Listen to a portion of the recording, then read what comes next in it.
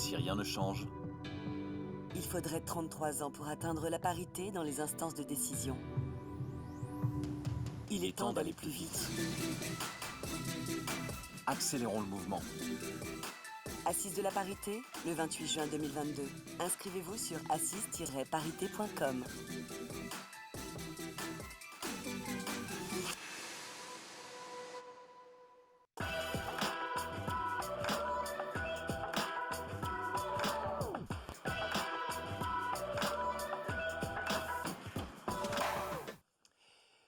Rebonjour, alors je ne sais pas s'il y a des gens qui étaient connectés avant, mais voilà, je reprends l'antenne pour une nouvelle table ronde consacrée au management, les nouveaux codes du travail et l'équilibre vie pro, vie perso. Alors, l'équilibre vie pro, vie perso est sans doute une question centrale au regard des transformations que nous connaissons et que nous avons abordées depuis le début de cette matinée. Non pas que ce sujet n'avait pas été traité avant, parce qu'on parlait déjà depuis longtemps, mais aujourd'hui, avec la crise que nous avons connue notamment et les attentes des nouvelles générations, cette problématique est d'autant plus d'acuité. Alors, on rappelle que dans son rapport annuel en 2021, le Haut Conseil à l'égalité entre hommes et femmes revient sur les impacts de la crise sanitaire et sur les trajectoires professionnelles des femmes. 2 tiers des femmes en télétravail subissent une charge physique et mentale considérable dans la mesure où elles cumulent leur job de tâches domestiques, parentales, l'école, la maison, souvent dans des espaces exigus. Donc, il faut agir sur l'équilibre vie professionnelle, vie pro, même quand ça se passe à la maison. Et on le verra. Mes invités, Sarah Damas, vice-présidente et General Manager International, je le dis en anglais, ça fait toujours plus chic, chez Omnicell. Bonjour Sarah. Gilbert. Omnicell, ce sont les armoires connectées Tout à fait. qui permettent, on avait travaillé un peu ensemble déjà, donc c'est pour ça que je connais, j'avais un petit anti-sèche. En 2 mots? En 2 mots, on fournit les hôpitaux et les officines de pharmacie pour tout ce qui est optimisation, automatisation et logiciel pour la gestion du circuit du médicament. Donc, Voilà. vaste sujet Et qu'on abordera plus tard. quand j'ai découvert d'ailleurs que le circuit du médicament, quand il n'est pas respecté, notamment quand il est fait de manière manuelle, il y a beaucoup d'incidents, Tout à fait. voire d'accidents graves, et on l'a vu. Beaucoup Allez, d'erreurs on est- médicamenteuses. On n'est pas là pour plomber l'ambiance, mais si on peut régler ce problème, tant mieux. Marie Rouen de la Banque Palatine, vous cumulez plusieurs fonctions, hein, si j'ai bonne mémoire. Je vous laisse les énoncer pour ne pas commettre d'erreur. Oui, bonjour Gilbert. Effectivement, je suis directrice ressources et services, donc les ressources humaines, les services de production bancaire, l'environnement de travail et la communication interne et externe. Banque Palatine, qui est la banque des ETI, des dirigeants et de la gestion privée. Et vous nous direz comment vous voyez un peu la vision que vous portez sur cet équilibre, hein, puisque quand on préparait, vous me disiez, c'est avant tout une politique RH, hein, il n'y a pas de spécificité entre les hommes et les femmes, il faut avoir une vision globale et non pas parcellaire. Dalila Zain, directrice générale de l'AFP, l'AFP, une société iconique hein, en France, hein, dans le monde d'ailleurs. Bonjour Gilbert. Bonjour. Oui, dans le monde, contrairement à son nom, Oui. c'est une agence mondiale, donc présente dans 150 pays avec 2400 collaborateurs, dont la moitié est en France et la moitié partout dans le monde. Des journalistes donc Beaucoup eux de aussi, journalistes, ouais. oui, absolument, Et aussi toutes les fonctions pour accompagner le métier. Et là aussi, beaucoup d'actions menées au niveau de l'institution pour évidemment accompagner cet équilibre. Parce que l'actualité Exactement. n'attend pas, hein, c'est H24. Hein. L'actualité n'attend pas, il y a des feux partout dans le monde, donc voilà. Et là c'est vrai que 35 heures chez les journalistes, je peux témoigner, ça n'existe pas. Exactement. Je devrais peut-être pas dire ça, il y en a qui vont se lever en disant « Qu'avez-vous dit, Gilbert Azoulay ?» Et Louis Verdier, le directeur général de la Maison Bleue. Maison Bleue. Bonjour Gilbert, Bonjour, on est Louis. un groupe de crèches. Ouais, On gère des crèches en délégation de service public et des crèches interentreprises. Et oui, et là on touche du doigt cet équilibre parce que vous apportez une solution à des problématiques. Alors, on apporte des solutions, on est nous aussi confrontés aux mêmes problématiques pour nos propres salariés, donc il y a quand même un effet de mise en abîme, et on le fait en France, et on a quelques retours aussi sur l'Angleterre, la Suisse, Luxembourg, on est présent également. Et on verra tout à l'heure avec vous hein, qu'il faut s'intéresser au parcours des femmes, mais aussi à celui des enfants. Hein, et c'est ce mix qu'il faut cumuler quand on parle équilibre vie pro, vie perso. Et à distance, vraiment très très raisonnable, mais je pense qu'il vaut mieux être à distance très très raisonnable avec elle, si je ne m'abuse, Ager. Bonjour Ager Gemel Fardetti, vous êtes professeur à l'EDEC Business School, grande école de commerce, hein, reconnue mondialement, hein, on peut le dire, et vous avez travaillé sur le sujet de la parentalité. Donc on est au cœur de la machine, si je puis dire. D'abord, est-ce que vous allez bien? Vous avez l'air d'aller bien? Oui, Ça va bien, merci. Je suis désolée de ne pas être avec vous sur le plateau, mais j'ai découvert hier soir que j'avais le Covid. Mais les symptômes sont légers, donc je peux intervenir à distance. Juste, je dois m'isoler et protéger les autres. Ouais. De nous protéger, j'en suis sûr. Alors, est-ce que ça vous embête? Je commence par une question pour vous, si vous en êtes d'accord, parce que quand là encore on était en train d'élaborer le plan de cette émission, vous me disiez, Gilbert, attention de faire la différence entre flexibilité et équilibre. Je crois que c'est pas une nuance innocente. Effectivement, en fait, on parle de plus en plus de flexibilité comme source d'équilibre entre la vie perso et la vie professionnelle. Or, c'est un grand leurre parce que ce qu'on voit dans plusieurs études, dont nous avons connaissance et que nous avons aussi mis au point, c'est que la flexibilité peut au contraire accroître en fait ce manque d'équilibre parce que quand on bénéficie de flexibilité, ça veut dire qu'on peut travailler à distance, qu'on peut adapter ses horaires au bureau. Et ce qui se passe souvent, c'est que soit il y a un sentiment de culpabilité, parce qu'on a en France cette culture du présentéisme en particulier, et donc on a l'impression qu'il faut qu'on reste encore plus devant son ordinateur tout le temps connecté ou avec son téléphone. Et il y a aussi des attentes aussi de certains managers qui pensent que lorsque leurs équipes ont cette flexibilité et qui sont à distance, ils peuvent être joignables à toute heure de la journée et on peut faire des réunions à toute heure de la journée. Et donc, ça rend cet équilibre, ça le rend même encore plus fragile. C'est pour ça que je m'étais permis de dire flexibilité, attention, ce n'est pas du tout synonyme d'équilibre, en tout cas pas toujours. Enfin, Il y a même une étude récente menée par d'autres collègues de l'EDEC sur les entreprises familiales, parce que dans les entreprises familiales, il y a plus de flexibilité, mais en revanche, il y a une vie perso et pro qui est un peu plus déséquilibrée. c'est une nuance importante, hein. Je voulais commencer par cela parce que vous le constatez, hein, il y a un peu une confusion sur cette notion. Vous présenterez les chiffres tout à l'heure, on est d'accord, Agère? Tout à fait, Ouais, d'accord. Des chiffres c'est complet. passionnants et qui sont évidemment qui incarnent ce que nous disions. Sarah, première question pour vous. Alors comment vous réagissez justement à ce propos, la flexibilité? Attention piège. Oui, attention, question piège. Non, je suis tout à fait d'accord, hein. C'est vrai qu'on a tendance à se dire que puisqu'on est tous en télétravail, ben, on peut complètement effacer ou effacer les frontières entre le boulot et la vie perso. Mais c'est très important, justement, pour rebondir là-dessus, d'avoir un droit à la déconnexion.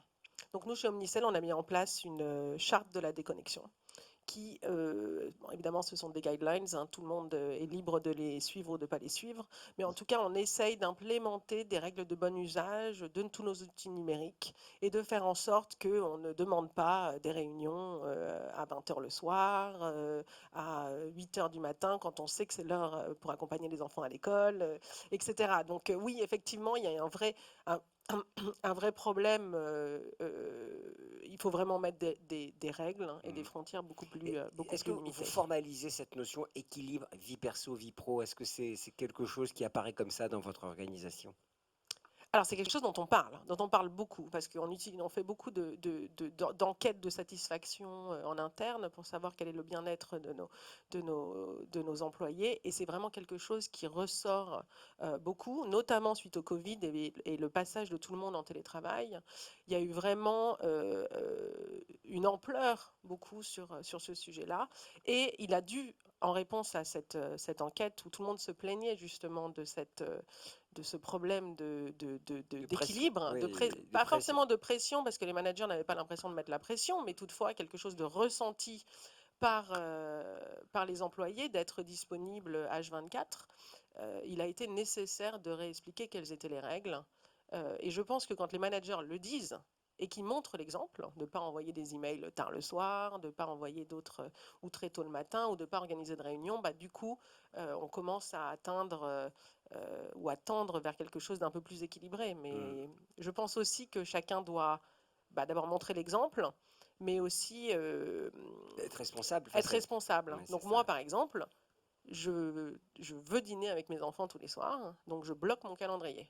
Et tout le monde respecte ça. Après, c'est plus facile pour moi peut-être qu'à d'autres niveaux, mais je pense que chaque manager doit autoriser ses employés à bloquer du temps et à justement avoir une certaine flexibilité, mais aussi être aussi responsable de son Respectueux. équilibre. Marie-Ron, alors la vision de l'équilibre vie perso chez Banque Palatine, hein, c'est aussi quelque chose d'important. Oui, c'est fondamental aujourd'hui, hein. On vit un principe de réalité. Le télétravail s'est imposé à nous. Ça peut être une bonne chose, mais ne tombons pas de l'autre côté du cheval. Soyons vraiment dans l'accompagnement des collaborateurs, des managers, parce qu'en fait, nos managers sont devenus aussi des managers hybrides. Donc, c'est un principe d'accompagnement, de formation, de coaching. Je suis tout à fait d'accord avec ce que Sarah disait, l'exemplarité vient du haut, donc il faut que les managers soient exemplaires. Nous, on a une charte équilibre vie pro, vie perso. On est très présent pour accompagner les équipes sur ce point-là, pour garder ce juste équilibre et faire que la notion de bien-être au travail ne soit pas juste du marketing. Mais vous insistiez aussi que quand on décide, on décrète avec un texte, avec un règlement, la déconnexion et tout ça. En fait, c'est une organisation du travail qu'il faut repenser complètement. Oui, il faut repenser l'organisation du travail. On a vécu avec la crise sanitaire la mise en place d'outils. C'était une chose finalement assez simple. Et puis après, il y a l'organisation, le management, l'accompagnement. Comment on s'organise avec du management visuel, comment on organise des réunions à partir de 9 heures ou pas après 18 heures. Enfin, on repense en fait l'intégralité du fonctionnement Est-ce de qu'on est arrivé l'entreprise. au bout de la réflexion Non, aujourd'hui? non, non, on n'est pas arrivé au bout. On est encore en période de test. Et puis, on va revenir sur des choses qu'on a mis en place. Et d'ailleurs, moi, le premier accord télétravail que j'avais mis en place avant la crise sanitaire, c'était un accord sur une année, en se disant, on va tester ça en grandeur nature, et puis on se recalera. Alors, je ne sais plus qui me disait que en fait, les nouvelles générations ah oui, c'est Sarah qui me disait: «Mais vous avez cassé ma démonstration». Le retour alors on va le dire tout à l'heure. Les gens veulent télétravailler, en fait? Parce que c'est un peu la question, au fond, en creux de tout ça. Est-ce Oui, que enfin, à la Banque Palatine, les collaborateurs veulent télétravailler.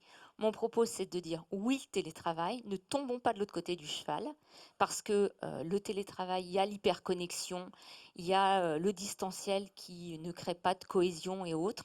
Donc, comment on arrive entre des collaborateurs engagés et qui veulent travailler à garder la cohésion sociale, à garder l'esprit d'entreprise, à garder l'engagement.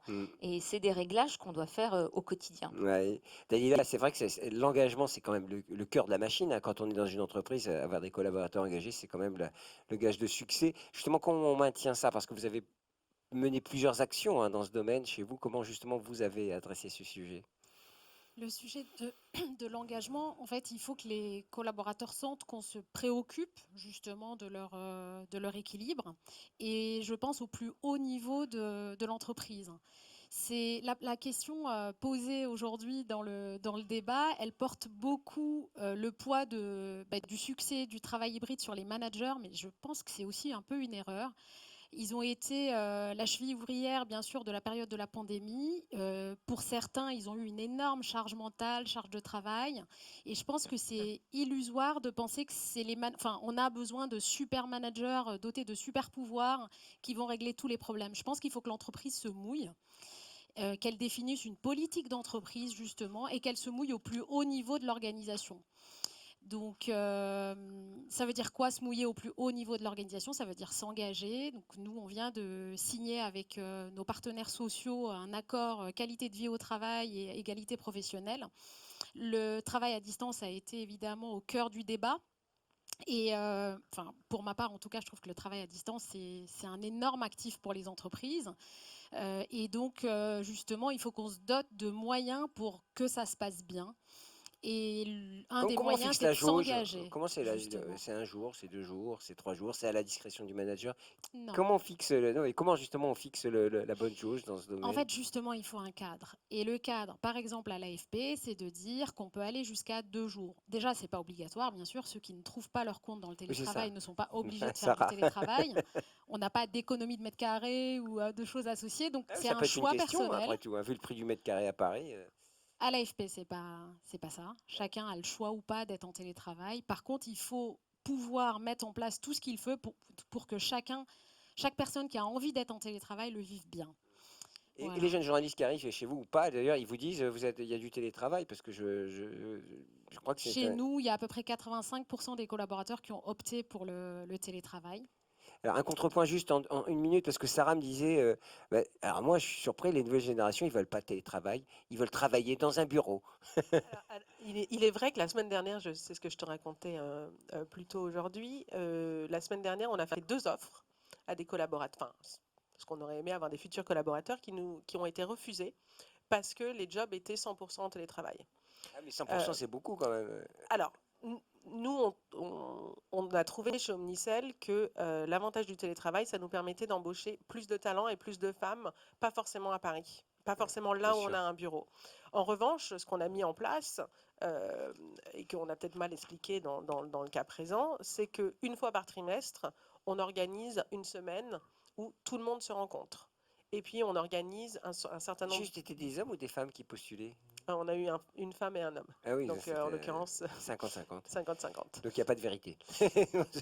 Pas encore, Un en tout mari, cas. c'est compliqué, hein, j'aimerais pas être à votre place, hein, Non, non, il n'y a d'ailleurs. pas de vérité, ça c'est une certitude. Avant de passer la parole à Louis Agère, est-ce que vous êtes là? Oui, toujours, j'écoute avec attention et Alors, la professeure que vous êtes, est-ce que c'est intéressant ce qu'on dit? Parce que c'est quand même quand on a un c'est professeur qui très est... intéressant. Ça me fait penser. Alors, je suis Un professeure petit depuis longtemps. commentaire. Oui, un petit commentaire par rapport au refus de télétravail. Ça peut être lié à différentes choses, mais il y a quelque chose aussi d'important à souligner, c'est qu'on sait aujourd'hui que la non-présence au bureau, dans le cas surtout d'entreprises non familiales, c'est une cause d'ascension moins importante dans l'entreprise en termes de promotion, de salaire. Et ça, je pense qu'il y a plusieurs personnes qui en sont conscientes. Ça peut expliquer éventuellement, mais aussi, je pense que les personnes cherchent vraiment à avoir le choix, c'est-à-dire à pouvoir s'épanouir, avoir ce sentiment d'appartenir, et surtout les plus jeunes, ils ont besoin de ce sentiment d'appartenance à une équipe qui peut être moins important quand on est à 100% en télétravail. Donc ça, c'était par rapport à la dernière La dernière remarque. remarque. Et ce qui a été Concernant dit les avant. femmes, pardon, juste parce qu'on parle d'égalité femmes-hommes, en fait, justement, quand on parle flexibilité et télétravail, systématiquement, on pense aux femmes. Et bon, parce que, pourquoi aussi? Parce que dans l'imaginaire collectif, on persiste à penser que la place des femmes est surtout auprès de leurs enfants pour s'occuper des tâches familiales et donc leur donner plus de flexibilité, ça leur donnera la possibilité de participer à l'activité économique, ce qui est quelque part sympa, mais j'ai envie de dire, on ne leur facilite pas Vous les dites les qu'on remet tâches. la femme à la maison, en fait. C'est ce que vous nous dites. Il y a un risque. Les femmes à la Exactement, maison, double job, oui, alors. C'est ce que vous nous exactement. dites en creux. Eh bien, mais c'est vrai qu'on ne mesure pas toujours, hein. Une bonne idée peut parfois cacher un risque ou un effet caché ou indésirable. C'est vrai que la charge mentale est peut-être décuplée quand on est à la maison, y compris quand on gère un COMEX ou une réunion commerciale ou whatever. Louis, alors quand on prépare, vous êtes, j'allais dire, au cœur de cette problématique, hein. Quand on parle de charge mentale, on parle beaucoup des enfants. Quand on parle de flexibilité, on parle aussi des enfants parce que, quand on dit effectivement s'organiser, mais s'organiser autour de sa vie familiale. Et vous vous rappelez toujours, alors d'abord, est-ce que c'est un sujet dont les entreprises se servent pour rééquilibrer cet équilibre vie perso, vie pro, les crèches d'entreprise notamment? Alors oui, jamais assez, bien sûr, mais oui, je voudrais juste peut-être revenir sur la notion d'équilibre. Il y a un côté un peu statique quand on définit un cadre pour un équilibre. Les entreprises, c'est des objets, des artefacts qui sont dynamiques. Et nous, ce que nos clients nous disent, nos clients, c'est des DRH, des directeurs généraux, directrices générales, ce sont qu'ils ont besoin et que les collaborateurs attendent des moments pour pouvoir adapter les éléments constituants de cet équilibre-là. Penser qu'un cadre, le cadre qui a convenu pendant le Covid, la première vague, pendant la deuxième, puisse être perduré. Les circonstances n'étaient pas les mêmes, les entreprises n'ont pas les mêmes besoins, il faut aussi assumer en tant qu'entreprise avoir des besoins qui évoluent, et les collaborateurs n'ont pas les mêmes besoins au même moment. Et donc la notion d'équilibre, je préfère une notion d'équilibre dynamique, probablement. Ce que nous disent nos clients par ailleurs, c'est que au-delà du sujet logistique, c'est que les familles ont laissé rentrer leur employeur chez elles, dans le cadre du Covid, à la fois parce que le poste de travail est devenu partie intégrante du foyer et que dans un contexte de désengagement un peu politique, elles attendent de leur employeur un soutien sur des sujets qui ne sont pas que logistiques. Dans les crèches, on a de plus en plus de demandes sur... c'est une solution logistique qui permet le retour à l'emploi des femmes après un congé maternité, le non-recours à des congés parentaux non voulus, parce qu'il y a une solution de garde, mais on est parent quand on est salarié avec de jeunes enfants et on attend aussi des solutions éducatives. Et il y a une grosse attente C'est ça, de soutien la éducatif flexibilité, c'est aussi. le choix éducatif, hein. Les entreprises, vous dites, elles sont rentrées dans l'entreprise, elles sont rentrées aussi sur des thématiques comme celle-là. En fait, les salariés attendent que leur employeur soit à force de propositions sur les choix éducatifs, pas uniquement sur l'angle mode de garde et solutions logistiques. Mais ça, c'est nouveau ou c'est quelque chose qui prend de la puissance? C'est quelque chose qu'on avait un peu oublié parce que dans les entreprises de crèche, le sujet, c'est l'enfant. Mais le modèle économique, il tient parce qu'il y a des employeurs qui ont recours aux crèches d'entreprise. Initialement, la proposition était vous aurez des salariés performants parce que sereins logistiquement. Au fur et à La mesure. crèche est ouverte jusqu'à 22h, vous pourrez bosser jusqu'à 22h. Exactement, en oubliant parfois un peu que nous, on a 4000 collaborateurs, plutôt tristes, hein, en France, 3800 dans les crèches. Elle se lève le matin pour l'enfant, pas pour la performance des salariés qu'elle voit comme des parents. Et lui, vous me disiez quelque chose de mais très juste. À chaque fois que je le dis, on soulève un lièvre. La flexibilité professionnelle, c'est pas la flexibilité de l'enfant. Et c'est vrai que C'est une des grosses attentes des familles. Elles demandent de la flexibilité, donc le télétravail, l'hybridation du travail. Vous pouvez avoir besoin d'une crèche près de chez vous, près de votre siège social, le cas échéant, près du siège social du conjoint ou de la conjointe, pour pas que la charge de la logistique de la crèche ne soit que dévolue à la mère. C'est souvent l'entreprise, c'est par la mère, souvent que les réservations se font. Nous, 90% des demandes sur le web de places de crèche émanent d'adresses féminines. Il y a culturellement encore un travail à faire sur la charge mentale de manière beaucoup plus large.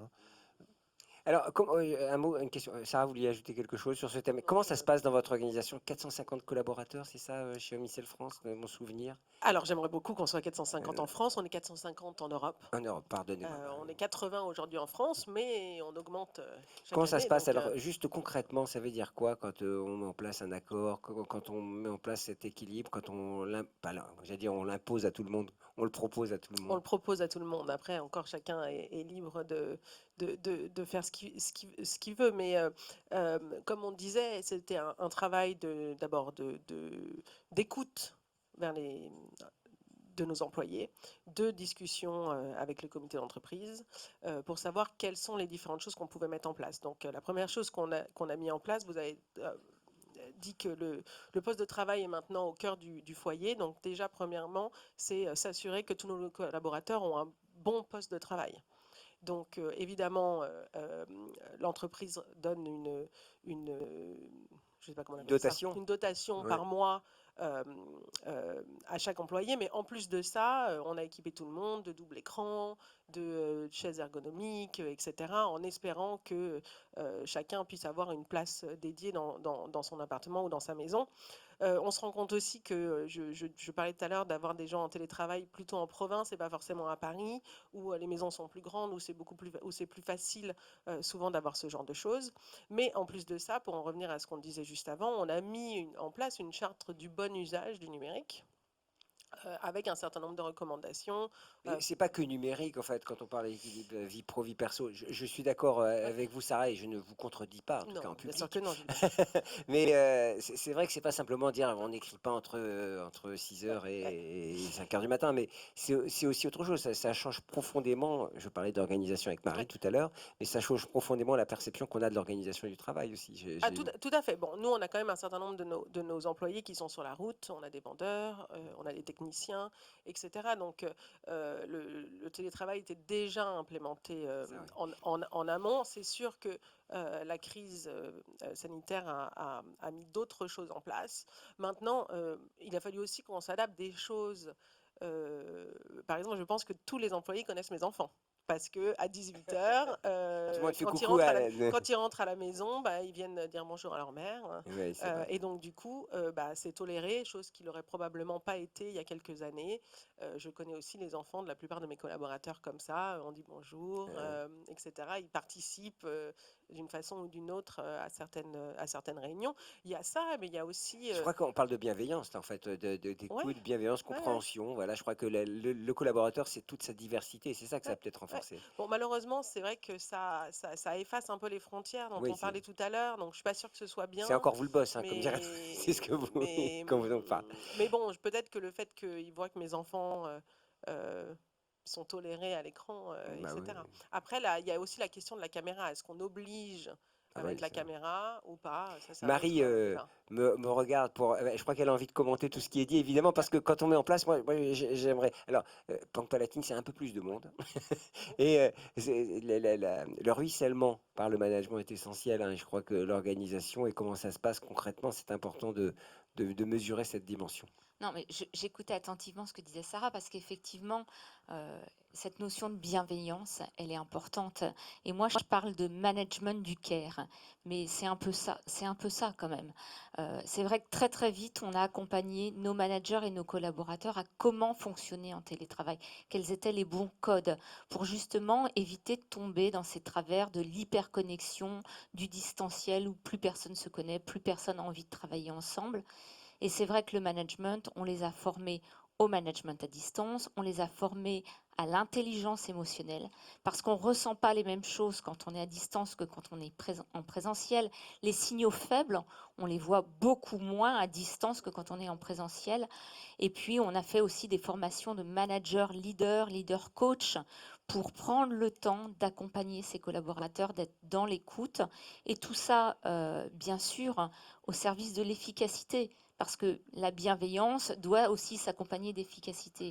Mais de toute façon, je pense que l'équilibre vie pro, vie perso, indépendamment du télétravail, s'il n'y a pas de bienveillance, ça ne marche pas non plus. Ça fonctionne pas. C'est mort à la base, hein, moi je vous le dis, hein, sur le care. Dalila, même question. Alors, vous retrouvez dans tout ce qui est dit déjà. Je me retrouve complètement dans ce qui est dit. Et alors justement l'organisation, parce que c'est important, chaque entreprise est différente, chaque organisation est différente. Comment vous êtes descendu au niveau le plus intime de chaque collaborateur pour organiser cela? Mais justement, c'est là où on s'appuie sur les managers. Et l'entreprise définit, si vous voulez, un cadre. On se disait 2 jours de télétravail maximum, mais il y a des services pour lesquels, ou des bureaux où on a 2-3 personnes pour lesquels ça devient vite invivable. Donc il y a un cadre et il y a après l'intelligence du groupe qui décide de la manière dont s'applique le cadre. Vous parlez d'intelligence, je crois que le nœud du problème est là, c'est que ça peut être 2 jours, ça peut être 3 jours, c'est évidemment à la main du manager et du service concerné, quoi. Alors voilà, la clé, c'est d'arriver à quand même ne pas laisser s'installer autant de situations que de managers ou autant de situations que de Oui. collaborateurs, parce qu'il faut, enfin, notre responsabilité, c'est quand même de vérifier que tout ça est équitable, qu'on n'a pas des managers qui justement prennent certaines décisions et que d'autres sont plus fermes sur le même type de décision. Donc c'est quand même, je reviens sur l'idée que l'entreprise doit quand même tracer la voie et laisser une part de flexibilité, mais qui est quand même encadrée, pour éviter de retomber sur d'autres, justement, travers. Juste avant de vous passer la parole, oui, il n'y a pas eu de, comment dirais-je, de dégâts collatéraux quand vous avez travaillé sur l'équilibre plus perso, vie pro. Ça a au contraire magnifié l'entreprise, l'activité, ça l'a. En tout cas, on a vu, alors, je vous parlais des enquêtes tout à l'heure, on a vu ce côté-là monter, donc je pense que c'est C'est un plus, bénéfique, c'est un plus.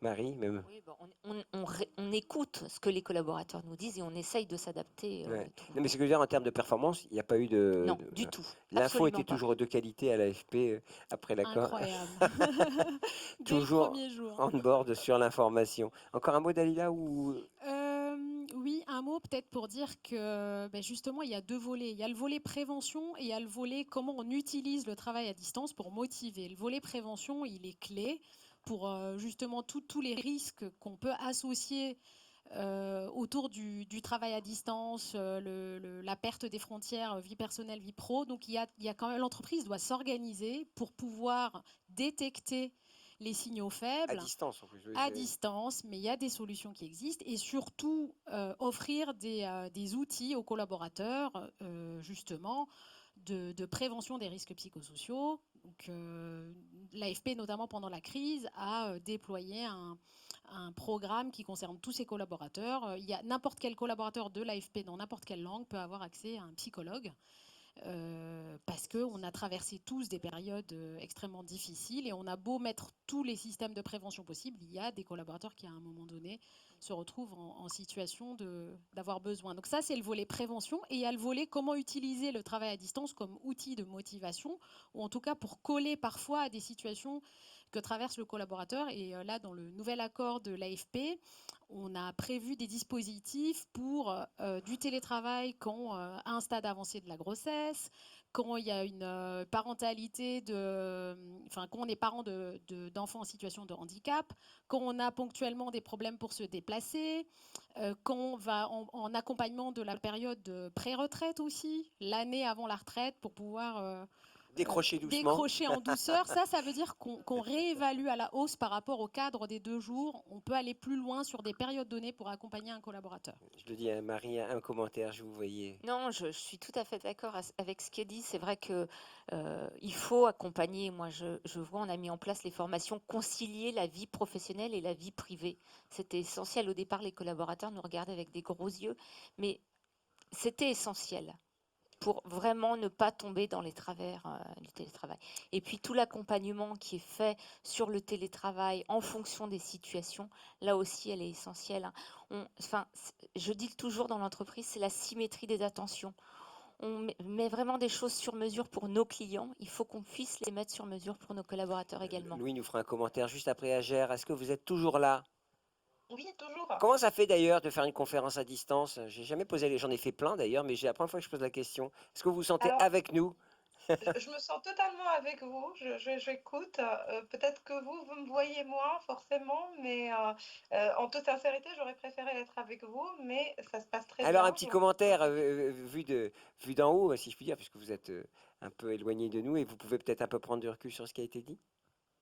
En fait, moi, ce que j'entends évidemment, c'est qu'aujourd'hui, on en parle beaucoup plus, et ça fait vraiment plaisir d'écouter toutes ces entreprises qui défendent l'équilibre vie pro, vie perso. Et je pense qu'aujourd'hui, c'est plus que nécessaire. Mais juste garder en tête que ce n'est pas uniquement un sujet de femmes. Aujourd'hui, c'est un sujet de femmes et d'hommes. Si on veut vraiment aller vers plus d'égalité, mais pas seulement, pour avoir vraiment une marque employeur qui attire les plus jeunes, parce que ce qu'on voit, c'est que les plus jeunes générations qui arrivent sur le marché du travail, qui sont même aujourd'hui, sont beaucoup plus sensibles à cette question d'équilibre, parce que je pense qu'ils ont vu leurs parents passer un temps monstrueux dans leurs entreprises et Ils je ont vu pense leur qu'ils papa passer un temps un peu fabuleux, ils étaient avec Leur nous. maman, hein. Leur maman Leur aussi. aussi, Ah ouais. ouais. Non mais je dis pour, ça, c'est pour les parce que générations je reviens sur actuelles, les oui. stéréotypes. Au contraire, Mhm. c'est marrant et on peut rien dire, hein, décidément. Agir, laissez, finissez. Oui, donc en fait, on le voit à travers les différentes études que nous-mêmes on fait avec nos jeunes générations qui sont très sensibles à ces sujets. Et donc, les entreprises aujourd'hui, voilà, doivent se saisir de ce sujet. Et vraiment, ça fait plaisir de voir toutes celles, notamment celles qui sont aujourd'hui représentées sur le plateau, le faire. Justement, lutter contre ces stéréotypes de dire le télétravail et la flexibilité, c'est pour permettre aux femmes d'accéder à des postes, d'accéder au travail. C'est vraiment aujourd'hui de plus en plus un besoin qui s'exprime dans toutes les sphères. Tout à l'heure, quand je vais présenter l'étude sur le congé paternité, on va forcément l'évoquer, puisque le congé paternité aujourd'hui, il est totalement inégal par rapport au congé maternité, et donc le risque de parentalité pèse toujours encore sur les femmes, et aussi la répartition des tâches est encore inégale. Donc, bien sûr, il y a un sujet social de toute la société, le législateur, mais il y a aussi des attentes vraiment très importantes vis-à-vis des entreprises. Mais merci pour ce commentaire toujours intelligent. Merci beaucoup, Agéa. C'est vraiment passionnant. Et l'étude, vous recommande de l'écouter, hein, parce que vraiment, il y aura des chiffres passionnants à écouter. Alors, Louis, je ne vous ai pas oublié. Vous avez vu que si j'oublie quelqu'un ou si je dis quelque chose de travers, je me fais sermonner dans la seconde. Vous prêchez, vous revendiquez le fait de dire il faut être aligné avec ses valeurs et sincère dans sa communication quand il y a une entreprise. Si on peut pas, si on a du mal à mettre du télétravail, il faut l'assumer, il faut l'expliquer et convaincre le cas échéant ses collaborateurs avec une vraie stratégie, une vraie vision. De toute façon, on n'a pas le choix, vu les difficultés de recrutement, tout secteur, tout type de profil.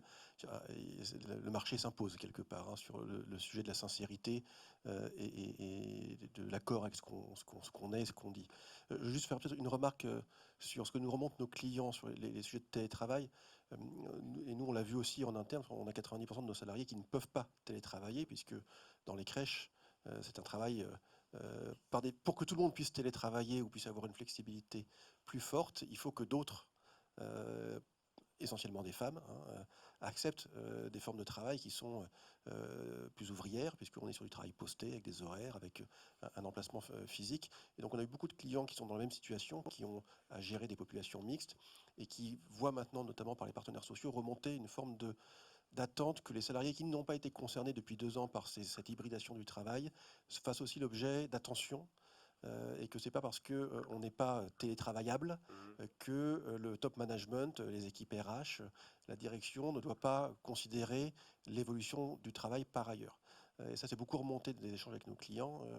Les entreprises de transport, les entreprises de production sont très vigilantes au fait que les salariés, les cols bleus et ceux qui ne peuvent pas télétravailler, ne soient pas exclus des politiques RH et de l'accompagnement managérial qui est fait.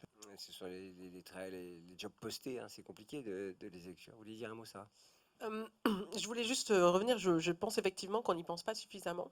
Donc nous, on a quand même beaucoup de notre force vive qui est sur le terrain, à la fois des vendeurs, mais aussi des ingénieurs de terrain, de services qui vont de client en client. Une chose qu'on a mis en place pour ça, c'est qu'une fois par trimestre, l'entreprise décide d'un Recharge Day, qui est en fait un jour donné à l'entièreté de la population, qu'on donne peu à l'avance, on donne pas de visibilité sur quand est-ce que va être ce jour pour que toute l'organisation soit off ce jour-là. Recharge, ça veut dire on recharge ses batteries. On recharge ses batteries. C'est pas donné suffisamment à l'avance pour qu'on n'ait pas le temps d'organiser un week-end, etc. C'est vraiment un jour pour soi. Quand vous sentez que la coupe est pleine, vous dites c'est le recharge day quand vous êtes arrivé. Et je pense que c'est assez bienvenu justement par ces populations qui effectivement n'ont pas vécu cette hybridation du travail et du télétravail à distance. Un dernier point que j'aimerais aborder, alors même si on l'a abordé, on l'a survolé tout à l'heure, c'était les nouvelles générations et l'enjeu d'attractivité quand on parle d'équilibre. Et Louis me disait quand on préparait, les jeunes, en fait, les crèches, alors, mais en même temps, cet équilibre, en fait, en creux, ça répond aux angoisses des futurs parents.